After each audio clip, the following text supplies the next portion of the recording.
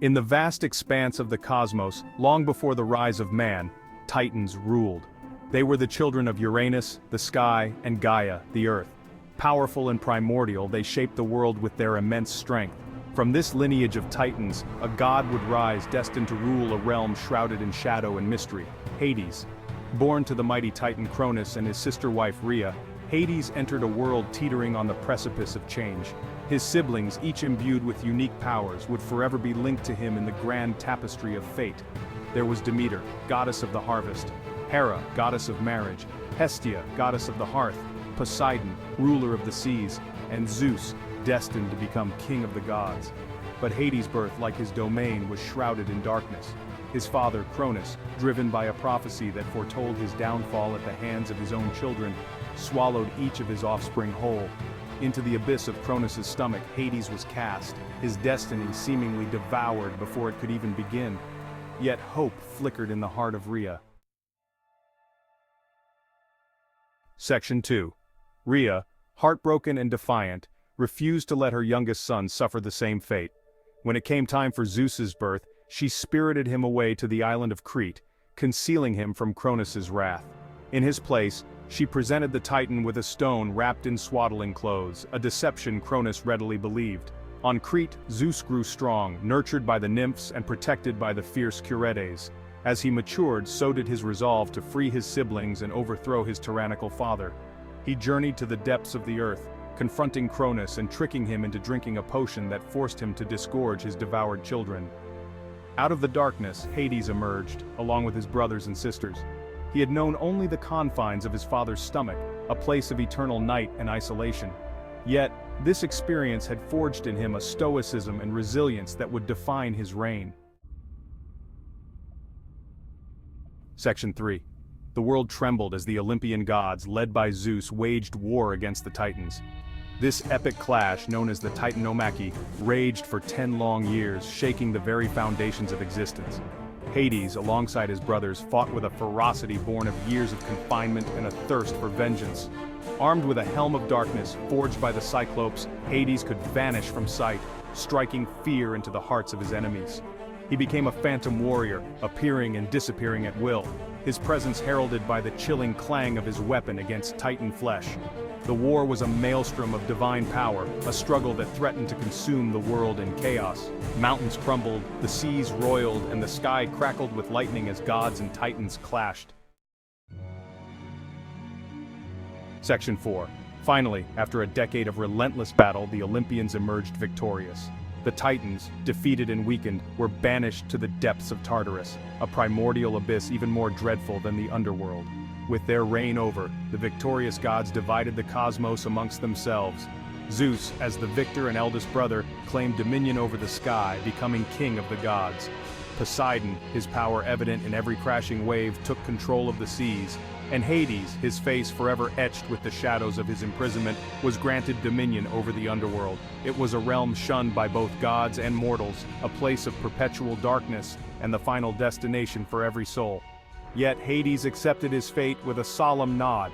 He understood that death was an inevitable part of existence, and he would rule his kingdom with fairness and unwavering resolve. Section 5. The Abduction of Persephone, a love story forged in shadow.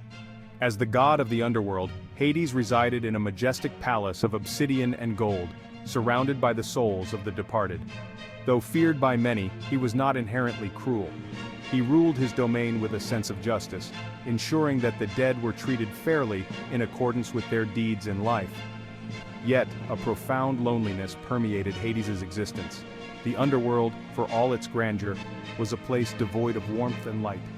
This changed when he laid eyes on Persephone, the daughter of Demeter, goddess of the harvest.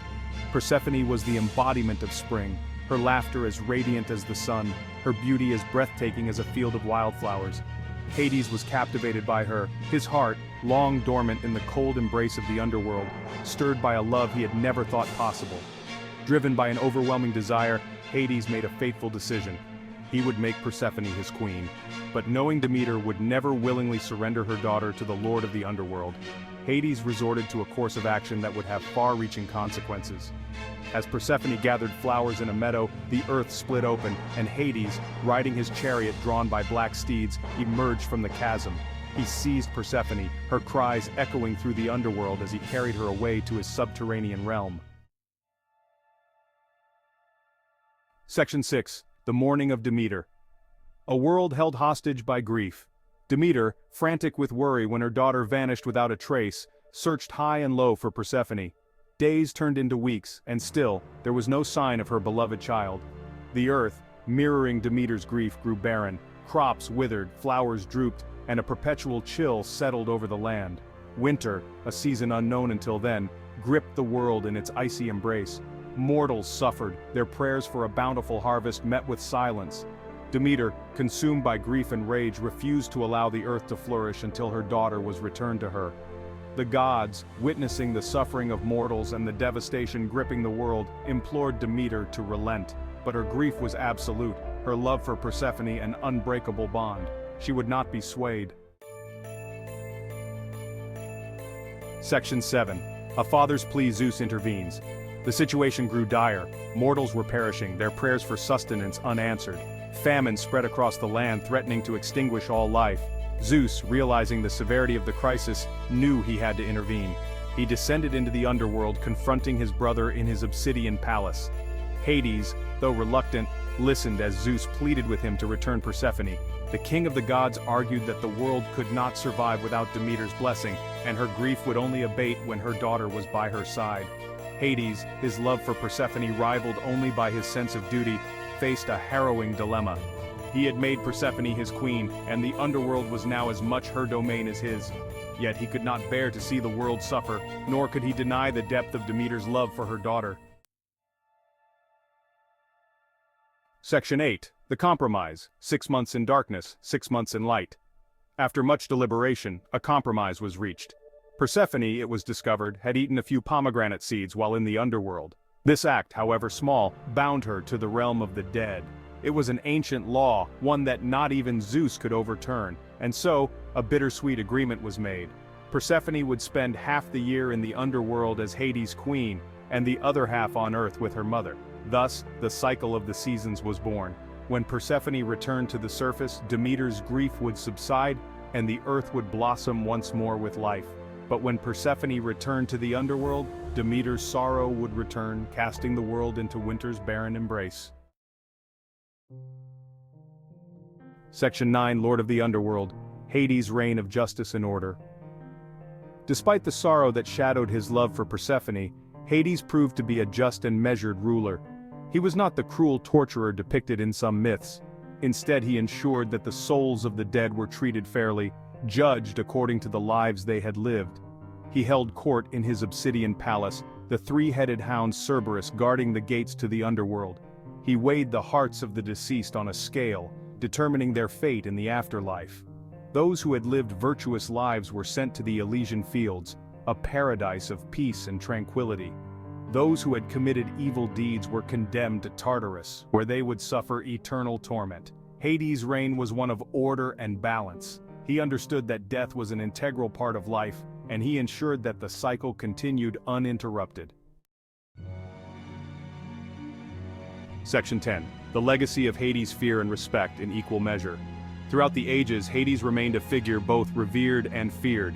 He was not a god one prayed to for favors or blessings. He was the embodiment of death, an inevitable force that awaited all mortals. Yet he was also respected for his unwavering sense of justice and his role in maintaining the delicate balance between life and death. He was a reminder that actions had consequences, both in life and in the afterlife. Temples were built in his honor, though they were often located in remote and desolate places, reflecting the somber nature of his domain. Sacrifices were made to appease him, offerings left at the entrances of caves and chasms, believed to be gateways to the underworld. Section 11. Conclusion.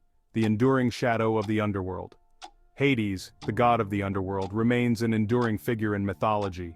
He is a testament to the power of fate, the complexities of love, and the inevitability of death.